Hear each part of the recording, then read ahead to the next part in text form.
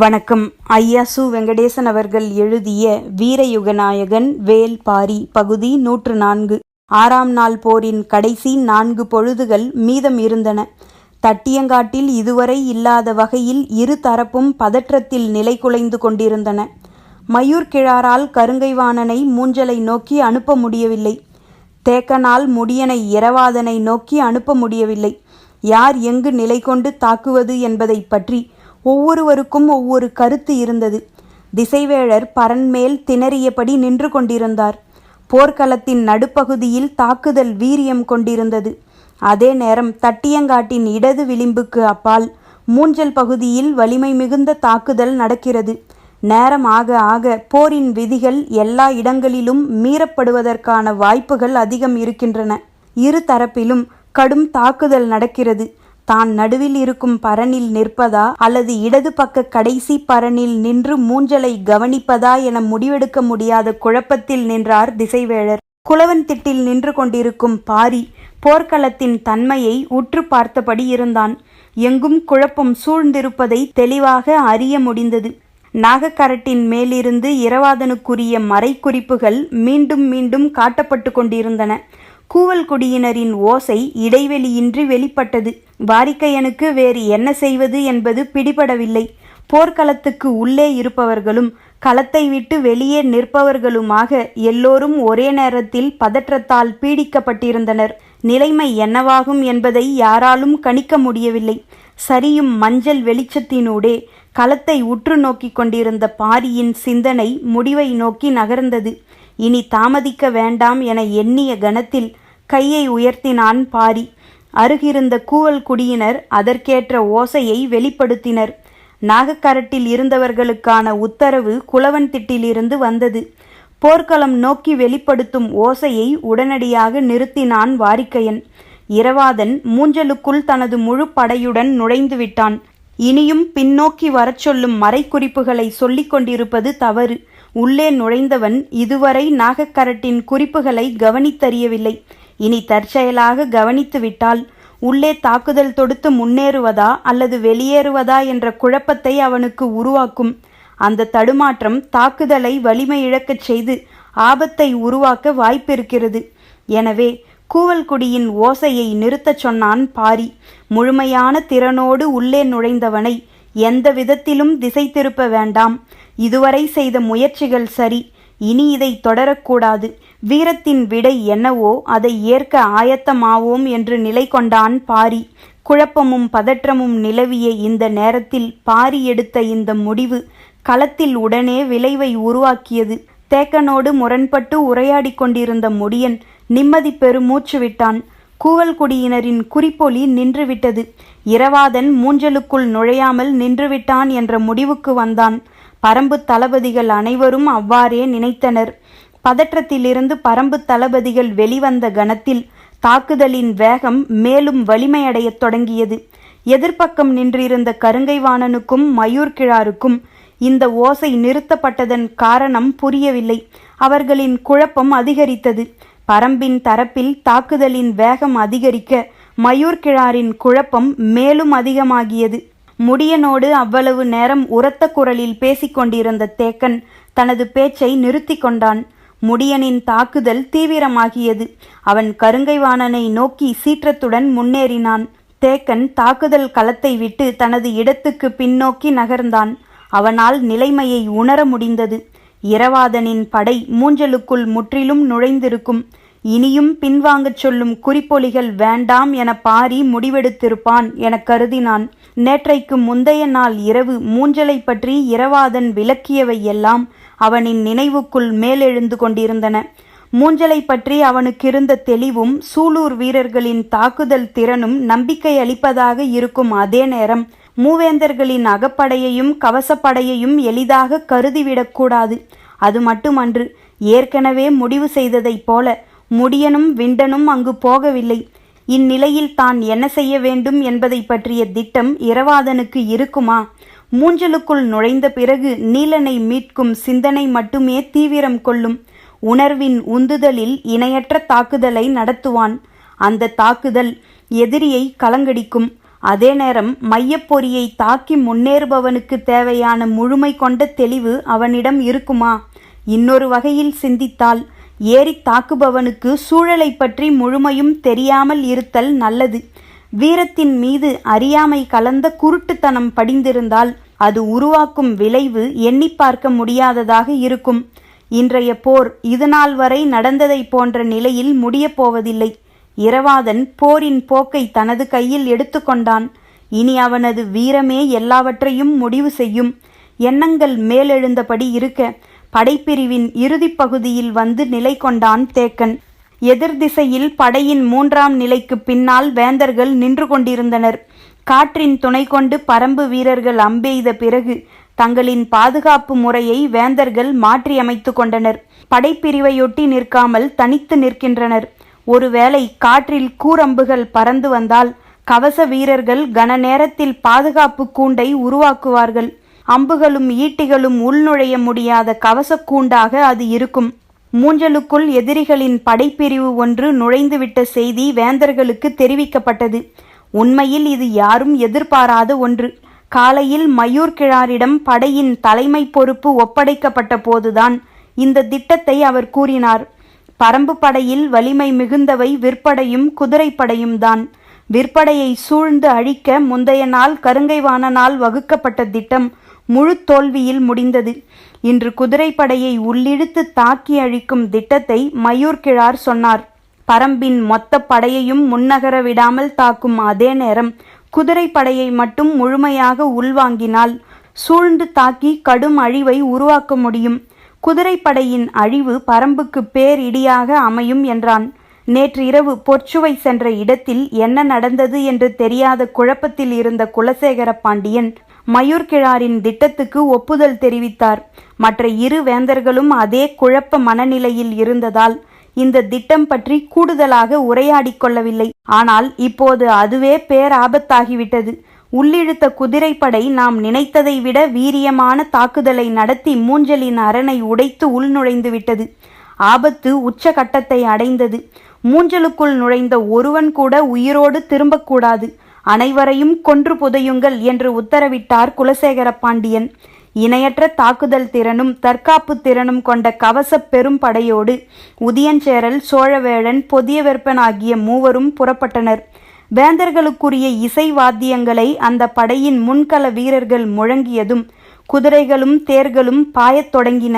தட்டியங்காட்டை விட்டு வெளிப்புறத்தில் இந்த நிலம் இருப்பதால் ஈக்கி மணலும் கருமணலும் இங்கு இல்லை.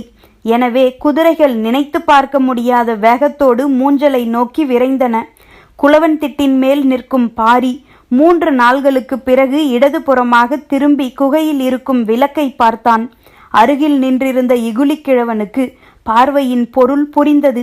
ஆனால் விளக்கின் சுடர் அசைவற்று எரிந்தது. கண்கள் மூஞ்சலை நோக்கி பாய்ந்து செல்லும் வேந்தர்களின் கவசப்படையையே பார்த்து கொண்டிருந்தன. இரவாதனின் தலைமையிலான சூலூர் படை மூஞ்சலுக்குள் முழு வட்ட அமைப்பை உருவாக்கி முன்னகர்ந்து கொண்டிருந்தது. வட்ட வடிவ பெரும் பாறையொன்று மெல்ல உருள்வதைப் போல அதன் தன்மை இருந்தது. மூஞ்சலின் அகப்படைக்கு முன்னகர்ந்து வரும் சூலூர் படையை எப்படி நிறுத்துவதென்று தெரியவில்லை. ஏனெனில் எந்த ஒரு வீரனும் இதில் தனித்து இல்லை. உருளும் பாறையை கண்டு விலகும் உயிரினங்கள் போல அகப்படையினர் விலக வேண்டியிருந்தது. சூலூர் படையினரின் மெய்யுறை சட்டை ஆயுதங்களால் துளைக்க முடியாதது. அதே நேரம் மிக குறைந்த எடையுடையது. வேந்தர்களின் அகப்படை பெரும் எடை கொண்ட இரும்பாலான கவச உடையை கொண்டது. எனவே வீரர்களால் வேகம் கொண்டு பாய முடியாது. பரம்பு படையின் ஒவ்வொரு வீரனும் எண்ணற்ற ஆயுதங்களை தன் தோளிலும் இடுப்பிலும் தொங்கவிட்டுள்ளான். உள்ளே நுழைந்த படை இதுவரை தாக்குதலை தீவிரப்படுத்தவில்லை. முதலில் தன்னை நிலைநிறுத்தி கொண்டது. பிறகு எந்த திசை நோக்கி நகர வேண்டுமென முடிவு செய்தது. சூலூர் வீரன் ஒருவன் கொண்டு வந்த மூங்கில் ஒன்றை வட்டத்தின் நடுவில் நேராக நிமிர்த்தினான். இன்னொரு வீரன் கண்ணிமைக்கும் வேகத்தில் அதன் மேல் ஏறினான். மூஞ்சல் முழுவதும் இருக்கும் கூடாரங்களின் மேற்கூம்பை பார்க்கும் உயரத்துக்கு ஏறினான். சூலூர் வீரர்களை முன்னின்று தாக்கிக் கொண்டிருந்த அகப்படையினர் திடீரென ஒருவன் எதிரிகளின் வட்டப்படையின் நடுவில் மூங்கிலை நட்டு கிடுகிடுவென மேலேறி கொண்டிருப்பதை பார்த்தனர். முதலில் அவர்களுக்கு அது பிடிபடவில்லை. பிறகு அகப்படை தளபதி மேலேறுபவனை நோக்கி தாக்குதல் தொடுக்க உத்தரவிட்டான். முன்னிலை வீரர்கள் வில்லெடுத்து அம்பெய்தனர். அம்புகள் பாயும் முன்பு மூங்கிலின் மேலேறியவன் ஏறிய வேகத்தில் மூஞ்சல் முழுமையையும் கண்களை சுழற்றி பார்த்துவிட்டு அங்கிருந்து கீழே குதித்தான். அம்புகள் காற்றில் பறந்து கொண்டிருந்த போது அவன் தரையில் நிலை கொண்டான். அவன் சொல்லப்போகும் திசைக்காகத்தான் இரவாதன் காத்திருந்தான். கபிலர் நீலனுக்கு வழங்கிய போர்வை எண்ணற்ற மருத்துவ வேர்களால் பின்னப்பட்டது. அதில் காற்றில் தீயும் வேறொன்று இருக்கிறது. அதிலிருந்து சிறிது சிறிதாக கசியும் புகையால் கூடாரத்தின் மேற்பகுதியில் கருநீலம் படிந்திருக்கும். மூங்கிலின் மேலேறியவன் அந்த கூடாரத்தை பார்த்தவுடன் மேலிருந்து கீழே குதித்தான். குதித்தவன் குறிப்பை சொன்ன கணத்தில் முன்வகுக்கப்பட்ட திட்டத்தின் அடிப்படையில் தாக்குதலை தொடங்கினான் இரவாதன். அதுவரை முன்னும் பின்னுமாக அசைந்தபடி நின்று கொண்டிருந்த பாறை கடகடவென உருளத் தொடங்கியது போல் இருந்தது. பரம்பின் தரப்பில் அம்புகளும் ஈட்டிகளும் பீரிட்ட போது அகப்படையினர் முன்னகர முடியாமல் தடுப்பு உத்தியை கை கொள்ளத் தொடங்கினர். வட்ட வடிவ பேருருளை மூன்றாக பிளக்கத் தொடங்கியது. கரிணியின் தலைமையிலான வீரர்கள் அகப்படையை எதிர்கொள்ள உருவிய வாளோடு பாய்ந்து முன்னேறினர். அவர்கள் பிரியும் வேகத்திலேயே பிடரிமானின் தலைமையிலான குழுவினர் பொய்க்கூடாரங்களில் உள்ளவர்களை எதிர்கொள்ள தனித்து முன்னேறினர். இருபெரும் கூறாக படை பிளவுபட்ட போது நீலனை நோக்கிச் செல்ல ஆயத்தமானது இரவாதன் தலைமையிலான குழு. வேந்தர் படை வீரர்கள் அனைவரும் வலது கையில் ஆயுதமும் இடது கையில் கேடயமும் ஏந்தியிருந்தனர். ஆனால் பரம்பு வீரர்கள் யாருடைய கையிலும் கேடயம் இல்லை. எல்லோரும் இரு கைகளிலும் ஆயுதங்களை ஏந்தியபடி இருந்தனர். உடல் முழுக்க மெய்யுறை கவசம் இருக்கிறது. அது போதும். இப்போதைய தேவை நீலனை மீட்பது மட்டும்தான். எனவே ஒவ்வொரு வீரனும் எண்ணிலடங்காத வீரர்களை கொன்று குவிக்கும் வெறியோடு மூஞ்சலுக்குள் நுழைந்துள்ளனர். கரிணியின் தலைமையிலான படை தாக்குதலை தொடங்கிய கணமே அதன் வேகம் எதிர்கொள்ள முடியாததாக இருந்தது. தாக்குதலின் ஆற்றலால் வேந்தர்களின் அகப்படை சற்றே பின்வாங்கியது. பிடரிமானின் தலைமையிலான அணி முன்னகரும் போதே படையின் நடுப்பகுதியிலிருந்து 3 பெருமூங்கில்களை மேலே உயர்த்தி முக்கோண வடிவில் 3 முனைகளையும் ஒன்றோடு ஒன்று பொருத்தி நிறுத்தினர். மறுகணமே எண்ணற்ற வீரர்கள் ஒருவர் பின் ஒருவராக அதில் ஏறி கோபுரம் போன்ற அமைப்பை உருவாக்கினர். மூங்கிலின் பிடிமானத்தோடு ஒருவர் தோளில் ஒருவர் ஏறி கூடாரத்தை விட அதிக உயரத்தை உருவாக்கி கொண்டனர். இவையெல்லாம் நினைத்து பார்க்க முடியாத வேகத்தில் படையின் நடுப்பகுதிக்குள் நடக்கின்றன.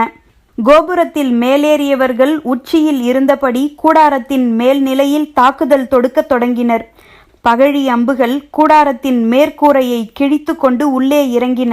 உடலெங்கும் கவசம் அணிந்த வீரர்கள் மேற்கூரையிலிருந்து பாய்ந்து வந்து தலையையும் கழுத்தையும் தாக்கும் அம்புகளை சற்றும் எதிர்பார்க்கவில்லை. பொய்க்கூடாரத்தில் இருந்த வேந்தர் படை வீரர்கள் இடைவிடாது கூரையை பிளக்கும் அம்புகளை எதிர்கொள்ள முடியாமல் சிதறி வெளியேறினர். பொய்க்கூடாரம் ஒன்று கலைந்த வேகத்தில் அதன் கூச்சலும் கலவரமும் மற்றவற்றை கலைத்தன. அகப்படை சிதறி பொய்க்கூடாரங்கள் கலையத் தொடங்கும் போது வேந்தர்கள் கவசப்படையோடு மூஞ்சலுக்குள் நுழைந்தனர். இடதுபுறமாக உதியஞ்சேரல் நுழைந்தான். அவன் கண்முன்னே சிதறும் அகப்படையை கொன்று குவித்து முன்னகர்ந்து கொண்டிருந்தது சூலூர் படை. எதிர் திசையில் அதைவிட வேகமாக இன்னொரு படை போய்க் கொண்டிருந்தது. அப்பக்கமிருந்து உள்ளே நுழைந்தவன் சோழவேழன். பிடரிமானின் தாக்குதல் பொய்க்கூடாரங்களை புரட்டியது. மூஞ்சலின் கட்டுக்கோப்பு குலைந்து கொண்டிருந்த போது வேந்தர்கள் மூவரும் தங்களின் சிறப்பு படையோடு உள்நுழைந்தனர். மிக குறுகிய நேரத்தில் சூறைக்காற்று போல தாக்குதல் நடத்திய பரம்பு படை மூஞ்சலின் மொத்த இயக்கத்தையும் நிலைகுலையச் செய்தது. தாங்கள் பார்த்து கொண்டிருக்கும் காட்சியை வேந்தர்களால் நம்ப முடியவில்லை. ஆனாலும் எதிர்த்தாக்குதலை தொடுக்க அவர்களுக்கு அதிக நேரமாகவில்லை. பல போர்களையும் தாக்குதலையும் வெற்றிகரமாக நடத்திய எண்ணற்ற அனுபவம் கொண்டது வேந்தர்களின் சிறப்பு படை. இது போன்ற சூழலை எத்தனையோ முறை கையாண்ட தளபதிகள் அதில் இருந்தனர். உதியஞ்சேரலின் படை கரிணியின் தலைமையிலான படையோடு மோதத் தொடங்கியது. அதே நேரத்தில் சோழவேழனின் படை பிடரிமானின் படையை எதிர்கொண்டது. எண்ணி பார்க்க முடியாத வலிமையும் தாக்குதல் திறனும் கொண்ட இருதரப்பு சிறப்பு படைகளும் ஒன்றை ஒன்று எதிர்கொண்டன. இரு பக்க சிறகுகளிலும் கரிணியும் பிடரிமானும் எண்ணிலடங்காத ஆயுதங்களின் வழியே வேந்தர் படையை தாக்கிக் கொண்டிருந்த போது தனது இரையை கவ்வ விண்ணிலிருந்து வெட்டி இறங்கும் கழுகின் வேகத்தில் நீலனின் கூடாரம் நோக்கி பாய்ந்து கொண்டிருந்தான் இரவாதன். மூஞ்சலுக்குள் நுழைந்த இடத்திலிருந்து நீலனின் கூடாரம் இருக்கும் இடம் வரை 3 தடுப்பு நிலைகள் உள்ளன. வெளிப்புற அரணை உடைத்து முதல் தடுப்புக்கு அருகில் பரம்புப்படை வந்தபோது வேந்தர்கள் 3 வந்து சேர்ந்தனர். ஆனால் அப்போது இரவாதன் 2வது தடுப்பை தாக்கிக் கொண்டிருந்தான். நிலைமையை கணிக்கும் நேரம் கூட வேந்தர்களுக்கு வாய்க்கவில்லை. அவன் 2வது தடுப்பை உடைக்கும் முன் தனது படை அவ்விடம் விரைந்து செல்ல உத்தரவிட்டான் பொதியவெற்பன். இரவாதனின் வேகமும் தாக்குதலின் தன்மையும் யாராலும் கற்பனை செய்ய முடியாத அளவுக்கு இருந்தன. தென்னோலையை கிழித்து கொண்டு உள்ளிறங்கும் மூங்கிற்கழி போல எதிரிகளின் கவசங்களை துளைத்து உள்ளிறங்கின பகழி அம்புகள். அம்பென்பது 3 விசைகள் மையம் கொள்வது. இழுத்து வளைக்கும் போது உள்ளுக்குள் விரிய துடிக்கும் நரம்பு, பின்னிழுக்கும் போது முன்வாங்க துடிக்கும் நாண், முன்னும் பின்னுமாக வீரனின் 2 கைகளை கொண்டு கூட்டப்படும் விசை. இந்த 3ன் குவி மையமே விடுபடும் அம்பாய் ஏகிச் செல்லும். இந்த 3ம் வேந்தர் படையை விட 3 மடங்கு அதிக ஆற்றலோடு வெளிப்பட்டன சூலூர் வீரர்களிடம். குறுங்காது முயலின் குருதி வாடை காற்றெங்கும் மிதந்து கொண்டிருந்தது. பொதியவெற்பனின் சிறப்பு படை இரவாதனின் படையை நோக்கி முன்னேறியது. அப்போது சற்றும் எதிர்பார்க்காமல் சூலூர் வீரர்கள் விசிறி வடிவ உருளிகளான எரிவட்டுகளை வீசத் தொடங்கினர். ஈட்டி என்றால் போர் வீரன் ஒன்றைத்தான் வைத்திருக்க முடியும். ஆனால் ஒவ்வொரு வீரனும் 10க்கும் மேற்பட்ட எரிவட்டுகளை இடுப்பிலே கோத்து வைத்திருந்தான். கண்ணிமைக்கும் நேரத்தில் காற்றை கிழித்து கொண்டு பறந்த எரிவட்டுகள் அனைத்தும் கவச வீரர்களின் கழுத்துக்கு குறிவைக்கப்பட்டன. பாய்ந்து வந்த வேந்தரின் கவசப்படை 2 பனை தொலைவிலேயே நின்று எரிவட்டுகளை கவசங்களால் தடுக்க வேண்டிய நிலை வந்தது. அப்போது 3வது தடுப்பு நோக்கி இரவாதன் முன்னேறி கொண்டிருந்தான். அதை பார்த்த பொதியவெற்பன் உலோக வில்லில் தனலம்புகளால் இரவாதனை நோக்கி கடும் தாக்குதல் நடத்தியபடி அவனை நோக்கி தேரை விரைவுபடுத்து என்று கத்தினான். மூஞ்சலின் வெளிப்புற அரண் மீண்டும் ஒன்றுக்கொன்று செருகி அடைப்பை உருவாக்கியது. ஆனால் உள்நுழைந்த சூலூர் வீரர்கள் தங்களை நோக்கி மொய்க்கும் வேந்தர் படையை கணக்கில்லாமல் கொன்று குவித்தனர். கவசங்களின் மேல் வெட்டி இறங்கும் வாளின் ஓசை மூஞ்சலை நடுங்கச் செய்தது. கொற்றவாளும் கணிச்சி எனும் கோடரி வகை ஆயுதமும் சூலூர் வீரர்களின் உடல் உறுப்பை போன்றவை. பெரு மரத்தையும் கணிச்சி கொண்டு ஒரே வீச்சில் வெட்டிச் சரிக்கும் சூலூர் வீரர்களின் வேகம் கவசங்களை கிழித்து இறங்கிக் கொண்டிருந்தது. இரவாதன் 3வது தடுப்பை நெருங்கும் போது பொதியவெற்பனின் தேர் விரைந்து அவ்விடம் வந்தது. நிறைந்த பூண்களை கொண்ட கொடிஞ்சி வகை தேர் கதிரவன் ஒளியில் கண்களை பறித்தபடி வீரர்களை பிளந்து கொண்டு வந்தது. கவச வீரர்களின் தாக்குதலுக்கிடையே திரும்பி மீளும் கணத்தில் தன்னை நோக்கி வரும் தேரை பார்த்தான் இரவாதன். அவனை சூழ்ந்திருந்த கவச வீரர்களை தாக்கிக் கொண்டிருந்த அதே நேரத்தில் தனது முதுகிலே இருந்த மூவிலை வேலை எடுத்து மின்னலென வீசினான். தேரின் இடதுபுற சக்கரத்தின் நடு அச்சை பிளந்து உள்ளிறங்கியது மூவிலை வேல். என்ன நடந்தது என்பதை வீரர்கள் உணரும் முன் தரையிலே உருண்டு கொண்டிருந்தான் வளவன். அவனை தாண்டி வீசப்பட்டான் பொதியவெற்பன். உடைந்த தேரை கனைப்பொலியோடு வேகம் குறையாமல் இழுத்து முன் சென்றன குதிரைகள். கொடிஞ்சி வகை தேரை தனியொருவன் உடைக்கவும் முடியும் என்பதை யாராலும் கற்பனை செய்து கூட பார்க்க முடியாது. தேரிலிருந்து சரிந்தவனை நோக்கி தாக்குதலை தொடுத்து உயிர் பறிப்பதற்கெல்லாம் இரவாதனுக்கு நேரமில்லை. அவனது வேகத்துக்கு குறுக்கீட்டாக எது வந்தாலும் இடியென தாக்கி அழித்தபடி நீலனின் கூடாரம் நோக்கி விரைவது மட்டுமே அவன் வேலை. ஏறக்குறைய அவன் நீலனின் கூடாரத்தை நெருங்கினான்.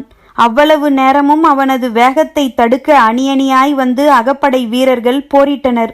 ஆனால் 3வது தடுப்பை பிளந்து உள்நுழைந்த வேகத்தில் பொதியவெற்பனின் தேரை ஒரே வேளால் நொறுக்கி கவிழ்த்ததை பார்த்த யாரும் அதன் பிறகு எதிர்கொண்டு நிற்கவில்லை. விழுந்து எழுந்த வேகத்தில் தனது காப்பு படையோடு இரவாதனை நோக்கி பாய்ந்தான் பொதியவெற்பன்.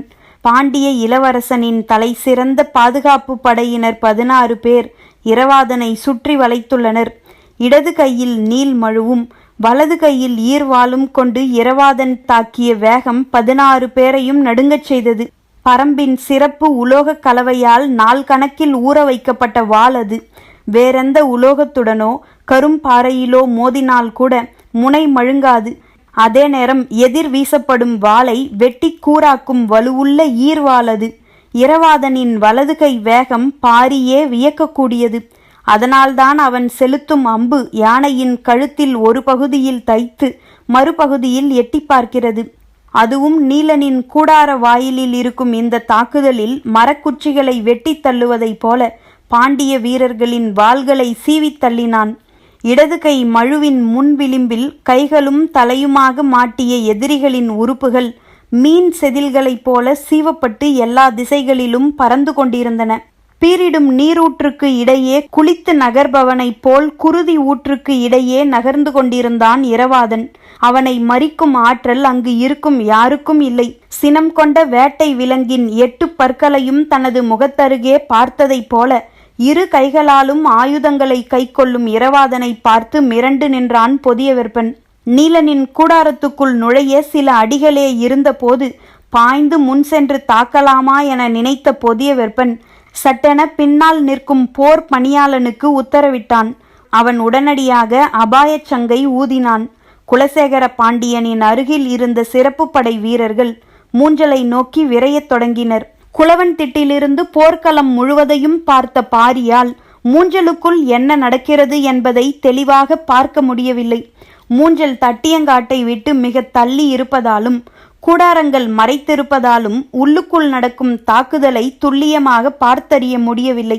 ஆனால் களத்தில் 3ஆம் நிலையை கடந்து நின்றிருந்த குலசேகர பாண்டியனின் படைகள் மீண்டும் மூஞ்சலை நோக்கி விரைவதை பார்த்தான் பாரி.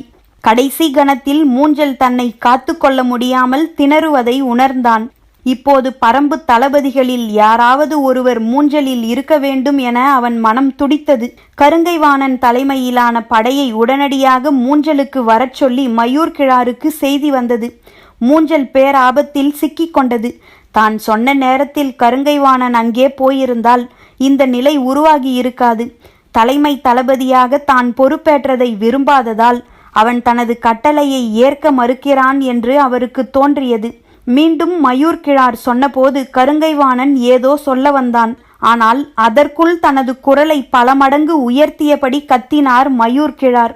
அதன் பிறகு கருங்கைவாணன் மறுப்பு சொல்லவில்லை. மிக விரிந்த போர்க்களத்தில் வந்து சேரும் செய்திகளை எப்படி கையாள்வது என்பது தனித்த கலை. இவனது நாடே இந்த போர்க்களத்தை விடச் சிறியது.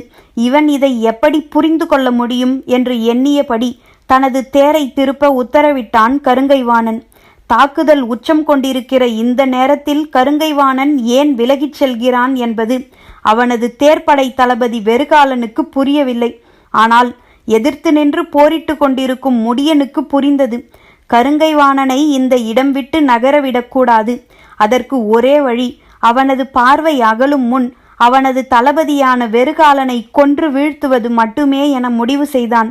அவ்வளவு நேரமும் கருங்கைவாணனின் படைப்பிரிவை தாக்கிக் கொண்டிருந்த முடியன் தன் வளவனை நோக்கி சொன்னான், நேராக வெறுகாலனை நோக்கி தேரை நிற்காமல் செலுத்து. எக்காரணத்தாலும் வேகத்தை குறைக்காதே. சொல்லி முடிக்கும்போது பாய்ந்து கொண்டிருந்தன குதிரைகள்.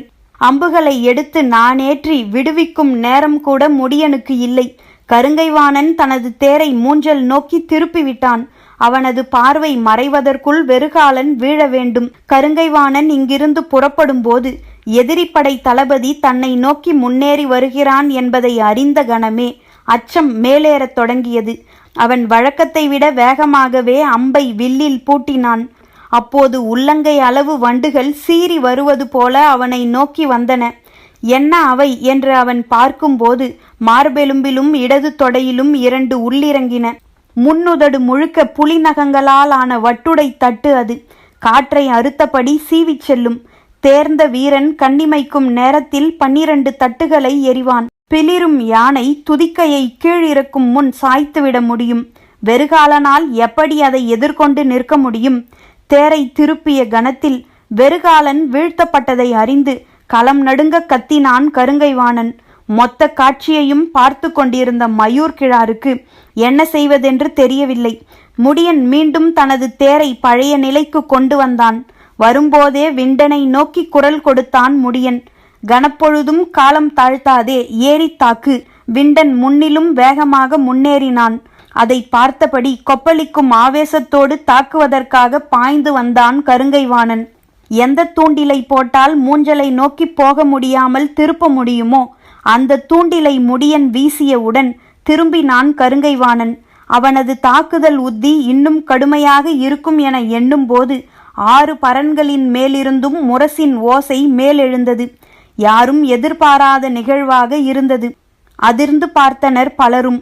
நினைவு மீண்டவனைப் போல சட்டென திரும்பிய மயூர் கிழார் மூஞ்சலை நோக்கி தேரை விரட்டு என்றார். அவர் போகத் தொடங்கியதும் அவரை விட வேகமாக மூஞ்சலை நோக்கி விரைந்தான் கருங்கைவாணன். தட்டியங்காடெங்கும் கடைசி 5 பொழுதுகளில் நினைத்து பார்க்க முடியாதபடி தாக்குதல் தொடுத்த வீரர்கள் முரசின் ஓசை கேட்டதும் ஆயுதம் ஏந்திய கைகளை தளர்த்தினர். ஆனால் தளபதிகள் முன்னிலும் வேகமாகவும் படபடப்புடனும் மூஞ்சலை நோக்கி விரைந்தனர். கருங்கைவாணனின் தேரை தொடர்ந்து அதே வேகத்தில் முடியன் வந்து கொண்டிருந்தான். 3 நாள்களாக குதிரை ஏறாத தேக்கன் முடியனை விஞ்சியபடி குதிரையில் பாய்ந்து கொண்டிருந்தான். விலா எலும்பு உள்குத்தி இறங்குவதெல்லாம் தேக்கனின் நினைவிலேயே இல்லை. அவனை தொடர்ந்து உதிரன் வந்து கொண்டிருந்தான். மூஞ்சலின் வெளிப்புற அரண் அருகே வந்து நின்றது முடியனின் தேர். அவனுக்கு முன்னால் தன் கண்களையே நம்ப முடியாமல் உறைந்து நின்றான் கருங்கைவாணன். அவர்கள் உயிரென காத்த மூஞ்சல் கண் பார்க்கும் எல்லை வரை நொறுக்கப்பட்டு கிடந்தது. வெட்டுப்பட்ட வீரர்களின் உடல்கள் மலையென குவிந்திருந்தன. தேரையோ குதிரையையோ உள்ளே கொண்டு செல்ல முடியாத அளவுக்கு எல்லாம் நிலை குலைந்திருந்தன. எந்த ஒரு போர்க்களத்திலும் குறுகிய வட்டத்துக்குள் இத்தனை 1000 பேர் கொன்று குவிக்கப்பட்டிருக்க மாட்டார்கள். கருங்கைவாணன் திகைத்து நின்ற போது முடியனின் கண்கள் துடித்தபடி இருந்தன. மூஞ்சலுக்குள் ஒரு சில வீரர்கள் மட்டுமே இங்கும் அங்குமாக தென்பட்டனர். கவசப்படையோ அகப்படையோ சூலூர் படையோ எந்த படையைச் சேர்ந்த வீரர்களும் கண்ணில் படவில்லை. குதிரைகள் கணக்கில்லாமல் குத்தி சாய்க்கப்பட்டுள்ளன. குவிந்து கிடக்கும் பிணக்குவியலின் மீது மிதித்து நடக்க முடியவில்லை. எல்லோரும் அப்படியே நின்றிருந்தனர். தொலைவில் ஒருவன் மட்டும் நடந்து வருவது தெரிந்தது. யாரவன் என்று யாராலும் அடையாளம் காண முடியவில்லை. செந்நிற குருதியில் மூழ்கி எழுந்து வந்து கொண்டிருந்தான். கால்களை இழுத்து முன்னகர முடியவில்லை. ஆனாலும் விடாமல் முயன்று வந்தான். உடலில் எங்கெல்லாம் வெட்டுப்பட்டுள்ளது என்பது எதுவும் தெரியவில்லை. குருதி கொட்டியபடி இருந்தது. அவனது உடல் அமைப்பை பார்த்ததும் அவன் இரவாதன் இல்லை என்பது தெரிந்தது. கையின் வலது மூட்டின் ஓரச்சதையில் துளைத்திருந்த சிறு வாள் ஒன்று அப்படியே இருந்தது. அதை பிடுங்கக்கூட வலிமையின்றி நடந்து வந்தான். சற்று அருகில் வந்ததும் முடியன் அடையாளம் கண்டான். அவன் கரிணி என்று. கண்டுணர்ந்த நேரத்தில் அவனை நோக்கி ஓடினான் முடியன். ஆனால் முன்னால் இருந்த வேந்தர் படை வீரர்கள் மூஞ்சலுக்குள் அனுமதிக்க மாட்டோம் என்று வாளால் மறித்து நிறுத்தினர். துடித்து போய் நின்றான் முடியன். தேக்கனும் உதிரனும் அவன் அருகில் பதற்றத்தோடு வந்து நின்றனர். கரிணி மூஞ்சலின் எல்லையை வந்தடைவதற்கு வெகு நேரமானது. உயிரை இழக்காமல் நடந்து வந்தவன் முடியனின் அருகில் வந்ததும் தான் கையில் கொண்டு வந்த வாளை பரம்பின் குடிமுடியனிடம் ஒப்படைத்தபடி அப்படியே மண்ணில் விழுந்தான். முடியன் கையில் வாங்கியது இரவாதனின் ஈர்வாள். பரம்பின் குரல் ஒலிக்கும்.